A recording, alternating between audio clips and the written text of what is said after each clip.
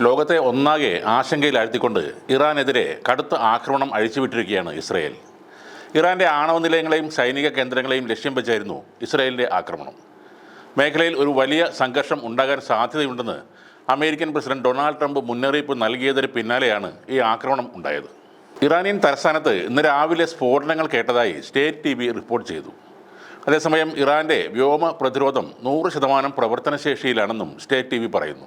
ആക്രമണത്തിൽ ഇറാനിലെ revolutionary guard commander in chief Hossein Salami കൊല്ലപ്പെട്ടതായാണ് ലഭിക്കുന്ന വിവരം. അതിനിടെ ഇറാന്റെ തിരിച്ചടി മുന്നിൽ കണ്ടുകൊണ്ട് ഇസ്രയേൽ അവിടെ അടിയന്തരാവസ്ഥ പ്രഖ്യാപിച്ചിട്ടുണ്ട്.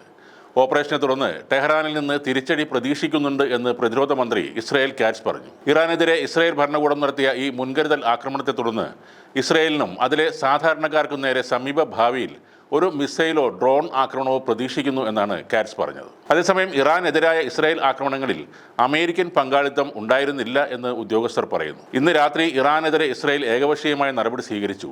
ഇറാനെതിരായ ആക്രമണങ്ങളിൽ ഞങ്ങൾ ഉൾപ്പെട്ടിട്ടില്ല. മേഖലയിലെ അമേരിക്കൻ സേനയെ സംരക്ഷിക്കുക എന്നതാണ് ഞങ്ങളുടെ മുൻഗണന. ഈ നടപടി ഞങ്ങളുടെ സ്വയം പ്രതിരോധത്തിന് ആവശ്യമാണെന്ന് ഇസ്രായേൽ ഞങ്ങളെ അറിയിച്ചിരുന്നു എന്നാണ് US state secretary Marco Rubio പറഞ്ഞത്.